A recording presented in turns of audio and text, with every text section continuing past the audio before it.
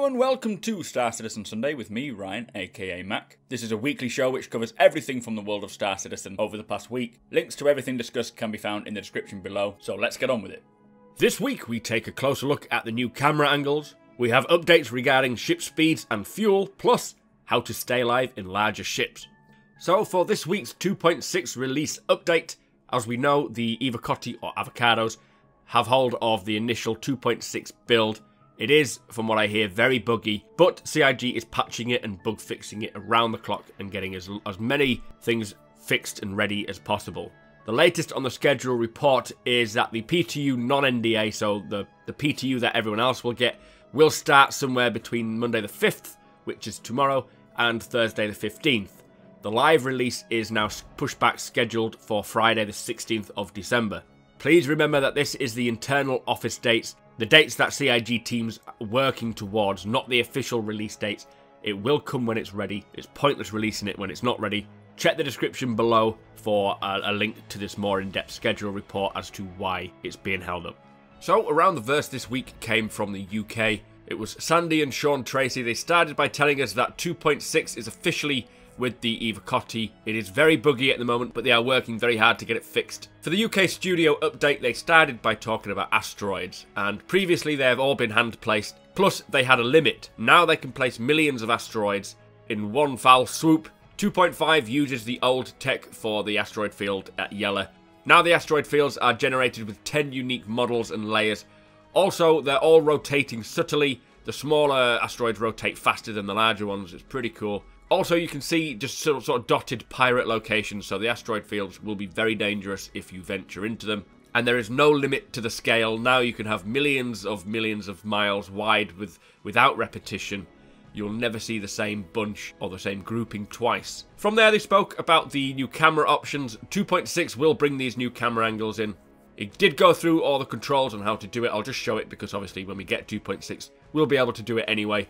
But things like zooming, target offset so you can go away from the center of the screen. Plus, when you die, like in Star Marine, you can lock to your friend's view and orbit around him, or you can go unlock and have a free cam and just fly around the level. Plus, save locations around the level and set them up as camera angles. So I think you can have 3 at the moment where you can just toggle between them, which is very cool, very useful for capturing footage to make more cinematic videos on Star Marine and hopefully Arena Commander. After that, we had the community update. The Freelancer is currently flyable for all RSI subscribers, and the most valuable post goes to Noobifier. Congratulations, sir, for his birth of a spaceship. From there, the audio for Star Marine was brought in. It's like a behind-the-scenes look.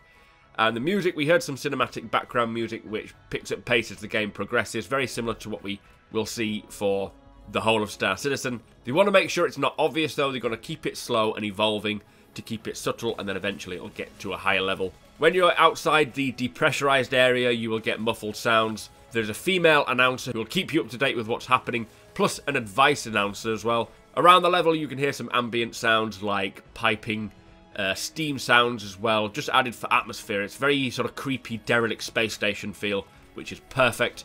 There are small crawl vents as well, which has sort of isolated sounds and feels very encased. Plus, you can hear the resonance off of things like pipes when you're firing your weapon, which is a great touch. To finish off with, they talked about the ship balance for 2.6. Now, as we know, the SEM speed has changed. It's around half the normal speed that it was. They say it makes combat feel far more engaging. Afterburner is changing as well, so they're getting rid of crews. This is kind of a hard concept to get your head around. We'll go into more depth in RTV, but Afterburner, you can go from, say, 160, which is the Gladius SEM speed, up to 610, and then after releasing your sort of Afterburn key, you will continue at that velocity and fuel will deplete less quicker as it was when you were accelerating. They are doing a full overhaul for fuel so you can maintain speeds for a lot longer. It's obviously less maneuverable with the Afterburner. Great for racing, especially when you can use Afterburn for the straight sections and then use Boost to change your direction and then again Afterburn just to get ahead. Kind of like NOS in a way, but it'll be interesting to see what times people can set in the Murray Cup race. For combat, Afterburn is used to close the distance, and then you would use Boost to slow you down and maneuver better. So, again, combat will feel more dramatic, it'll feel more in your face. People will be concerned with it missing cruise speed, but wait until you get your hands on it. There's a lot of balance to come. Again, as I say, we will delve more into this into a Reverse the Verse. A lot more information on it there. Anyway, that was Around the Verse. Let me know your thoughts, guys. So, kicking off Reverse the Verse from the UK, we spoke to the junior sound designer who is doing a lot of work for Star Marine ambiences. He also worked on the Sandworm vocalization, and he said he used a lot of walrus sounds and pig sounds to get that accurate. Quite an interesting fact there. Anyway, they haven't designed zero-G ambient sounds yet. Although Star Citizen is working towards realism, Star Marine is more of an arcade experience, so they will not delve too far into it for Star Marine, but look closer to it for Star Citizen itself. There was a question regarding how glass breaking will affect the ambient sounds, and in Star Marine, when you enter or exit an airlock, the sound is filtered, and it sounds different, sort of emulating the sound of being in space and being out of pressure. When breaking the windows, they should actually depressurize the whole station, so they are looking into implementing this system, but it will need to be thought about, because obviously this will suck all the sound out, so they are delving into that, seeing what it looks like. 2.6 Star Marine, remember, is the very first, so things will come later. It's not a final edition at all, it's just the base sort of groundwork to start working further on it. To get inspiration for Star Marine sounds, they said they played other FPS games. They also looked at Mass Effect 3 for a lot of inspiration, but did play general FPS like CODs and Battlefields and all that. So there's a mixed bag of inspiration there. After that, we spoke to the lead technical designer. Now, this is more to do with ships. First question for him was, can we expect rotations to feel snappy with the lower speeds? And he says, yes, it's all planned, but it will depend on the ship. Obviously, your Starfarers won't roll as good as an M50, for example. It's all part of the ongoing development. Every ship has had a new pass since 2.5, and they are all still changing, so they are actually still getting changes from the guy, John Pritchett, who sorts all the physics out.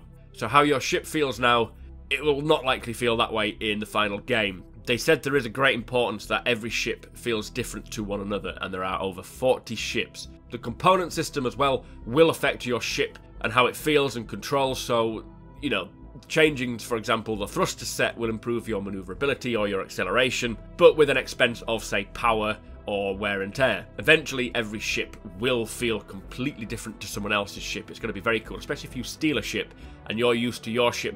You know, it could be the same model or the same make model of ship, but it will feel and handle completely differently depending on the upgrades. Very nice. Anyway, the next question. Will fuel act the same in the persistent universe as it does in Arena Commander? Slow drain fuel at full cruise, for example. And he says it will act the same, but the replenishment of fuel will act differently. 2.6 currently has pickups for Arena Commander, so if you kill something, you will get ammo or fuel. In the persistent universe, obviously these pickups won't exist, so to replenish your fuel, you'll need to either use your fuel intakes if you have them, or go to CryAstro for refueling. Currently, you use your hydrogen fuel to get up to the top afterburner speeds. Once you reach that goal speed, your thrusters go into what they are calling an afterburn idle. This is kind of a very light tick over of power which keeps firing, only very, very slightly, so there is a very small penalty for long distance travel. But when you're travelling in the afterburn idle, he says if you're travelling for, say, 10 minutes, you'll want to think about stopping as your heat signature will be very, very high, or your power plant may not be giving enough power to maintain this. So like if you get attacked, then you will not have enough power to use your shields properly or your weapons. It does sound like a massive big balancing game for components, signatures, the distance you want to travel. Everything has to be balanced and thought about. It's not a case of jumping in your ship, going somewhere, and then you know it's done. You've got to really think about your loadout, think about your components, think about how this will affect your signature, and work it all into, you know, a sensible manner. All of this will be able to be changed and altered or improved using better components, but at the expense of something else. And he did say the consumption of fuel and power in the idle state is very, very low, not what we have seen in the recent examples. The plan is, though, when you get to the top speed, you'll maintain that velocity until you decide to either change direction or change speeds. Some ships, like long-distance explorers, will be able to use their intakes to match the fuel burn, so you can go for longer. Very clever. Anyway, next question is one that I'm really interested in, is the Caterpillar's front spikes, or the prongs. What are they? Now, originally, for the original concept, they looked like guns, and I think they were designed to be guns, but the current planning is that they are not guns, but they're just decorative at the moment. They may implement something later on, but at the moment they are just for aesthetics. Next question, is physicalized damage and penetration still coming? This lends into the procedural tech damage, and they say yes, but not in 2.6. Although penetration is in Star Marine, it's not implemented for ships yet. Next question, again a very, very good question. How do you see a slow ship escaping a fast and nimble ship with this new vision of speeds? And he says the Starfarer or bigger, for example, will have a, when you start throttling up and using afterburn, it will take a lot longer to reach the top speed. But carriers and bigger ships will have some of the fastest afterburn speeds.